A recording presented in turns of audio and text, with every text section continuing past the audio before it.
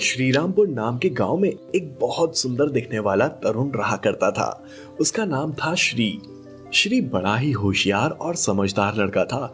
उसके पास विद्या की कोई कमी नहीं थी। उसके पास ज्ञान का भंडार था।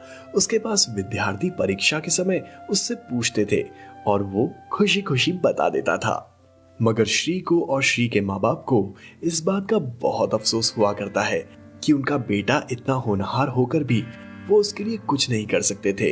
इस बात का उन्हें अफसोस था, मगर उनके यहाँ खुशियां बहुत थी।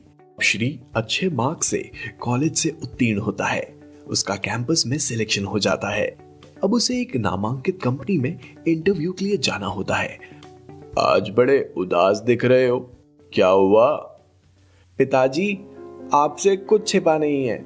आपको पता है आज मेरा इंटरव्यू है और मेरी जेब में जाने तक के लिए पैसे नहीं है।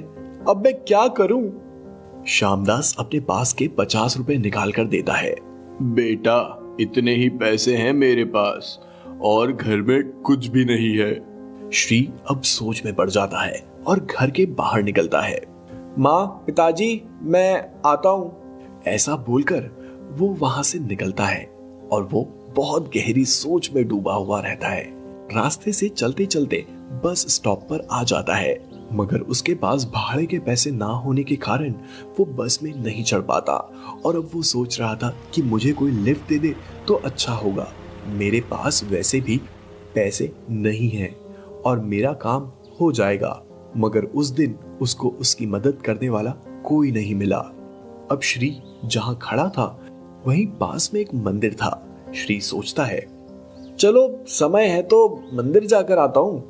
ऐसा सोचकर श्री मंदिर चला जाता है और वहां भगवान से प्रार्थना करता है और मंदिर के बाहर आकर सीढ़ियों पर बैठ जाता है और वहां बैठे भिखारी के कटोरे में देखता है कि उसमें बहुत सारे पैसे होते हैं। हे ऊपर वाले, तेरा न्याय भी अजीब है। कोई जिस चीज को चाहता है तो उसे वो चीज नहीं देता, और जो नहीं चाहता उसे ही वो सारी चीजें दे देता है। तेरा न्याय सच में अजीब है। क्या हुआ बेटा, बड़े द्विधा मनस्थिति में उलझे दिखाई दे रहे हो? नहीं बाबा, मैं अपने हालत पर सोच रहा हूँ कि मेरे पास ज्ञान होने के बावजूद पैसे नहीं है और मुझे आज कोई देने वाला भी नहीं मिल रहा है। ऐसा क्यों सोच रहे हो? कितने रुपए चाहिए बेटा तुम्हें, बताओ जरा। क्यों बाबा, आप पूछ रहे हो? अगर मुझसे कोई मदद हो सके तो ऐसा सोच रहा हूँ मैं। बाबा, मैं आपसे पैसे लेकर आजीवन अपने आप को माफ नहीं कर पाऊंगा। मैं आपसे पैसे नहीं ले सकूंगा। अरे बेटा, मुझे सिर्फ 2 वक्त का खाना खाने के लिए और कुछ दवाइयों के लिए बहुत हैं पैसे। बेटा तुम बताओ, तुम्हें कितने चाहिए? बाबा, मुझे फिलहाल के लिए 500 रुपये चाहिए। मैं आपको मेरे पास आ जाएंगे ना तो मैं ज़रूर लौटा दूंगा। ये लो बेटा, ये पैसे लो और तुम्हारे काम में सफल होकर आना। धन्यवाद बाबा, मैं आपका ये एहसान जिंदगी भर नहीं चुका पाऊंगा। अब मैं चलता हूँ, मुझे जॉब के लिए जाना है। हाँ ठीक है बेटा। अब श्री नए ऑफिस में जाकर अपना इंटरव्यू देता है और उसमें इतने सारे लोगों में से श्री का सिलेक्शन हुआ था। अब ये श्री के लिए युद्ध जीतने की तरह ही था। अब वो अपॉइंटमेंट लेटर लेकर घर चला जाता है। घर जाते समय उसके दिमाग में उस भिखारी बाबा की बात आ जाती है और वो सोचता है कि क्यों ना बाबा से मिलकर जाऊं, जिनकी वजह से मुझे आज जॉब मिला है। ये सोचकर श्री उस मंदिर के पास चला जाता है तो वहां बहुत भीड़ जमा थी। श्री उस भीड़ में घुस गया कि वहां क्या हो रहा है ये देखने के लिए। अब वहां देखता है कि वो बाबा चक्कर आकर गिर गए थे। ये सब देख श्री ने उनको उठाया तो उनको खुद का होश ही नहीं था। बाबा उठो, देखो मुझे जॉब मिल गया। बाबा सिर्फ उसकी तरफ आंख खोलकर देखते हैं और फिर से बेहोश हो जाते हैं। लगता है इस भिखारी बाबा ने आज खाना नहीं खाया है और दवाइयां भी नहीं ली। श्री को ये सारी बातें सुनकर बहुत बुरा लगा। उनके खाने का पैसा और दवाई का पैसा उन्होंने उसे दिया था। अब श्री उन्हें उठाकर लोगों से, मेरी मदद कीजिए, इन्हें अस्पताल लेकर जाना है। तभी लोग उसे कहने लगे, अरे वो भिखारी है, उसे इतनी इंसानियत नहीं दिखानी चाहिए। चलो यार, ये पागल लड़का है।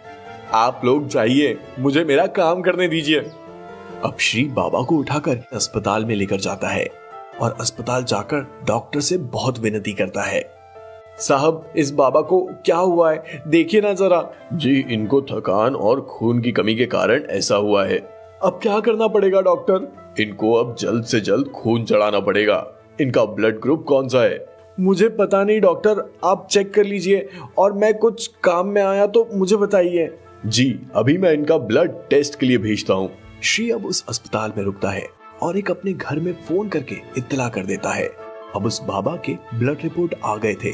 उनका ब्लड ग्रुप O पॉजिटिव था और इत्तेफाक से श्री का ब्लड ग्रुप भी O पॉजिटिव ही था।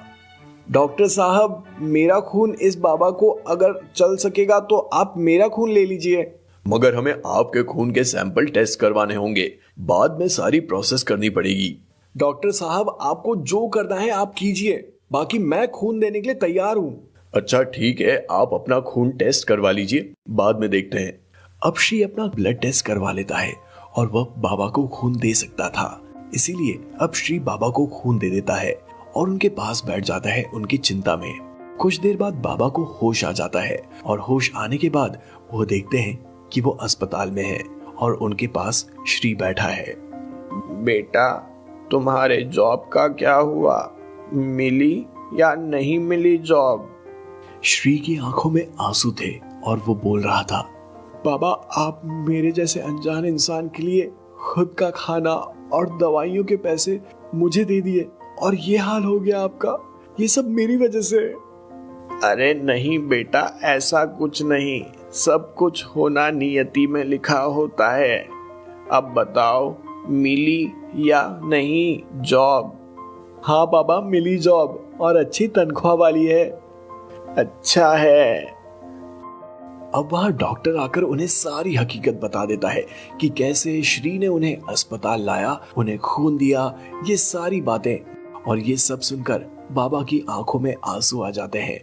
डॉक्टर साहब, आज मुझे मेरा बेटा मिल गया, अब मुझे कोई चिंता नहीं है। हाँ बाबा, आप मेरे पिताजी के समान हो। आज से आप मेरे साथ मेरे घर में रहोगे और हम सब मिलकर एक अच्छा परिवार बनकर रहेंगे। मुझ जैसे अभागी को परिवार मिल गया, और क्या चाहिए मुझे। अब अगले दिन बाबा अस्पताल से छुट्टी हो जाते हैं और श्री और बाबा घर चले जाते हैं। श्री अब अपने माँ और पिताजी को सारी बातें समझाता है। आपने मेरे बच्चे की मदद की, ये बहुत बड़ी बात है। आओ ना, इस घर में तुम्हारा स्वागत है। अब आप हमारे साथ ही रहेंगे, है ना श्री की माँ? हाँ हाँ बिल्कुल, ये भी कोई पूछने वाली बात है। भाई साहब अब हमारे साथ ही रहेंगे। उनका सबका प्यार देखकर बाबा की आंखें भर आई और वो श्यामदास को गले लगाकर रोने लगता है। बाबा को कितने दिनों बाद एक परिवार मिला था। अब श्री, उसकी माँ, पिताजी और भिखारी साथ साथ में एक परिवार की तरह रहने लगे। अब श्री की तनख्वाह भी अच्छी थी। अब सब खुशी खुशी जीने लगे। इस कहानी से हमें ये सीख मिलती है कि जिंदगी में हमेशा मदद करनी चाहिए, हमेशा एक दूसरे से इंसानियत से बर्ताव करना चाहिए।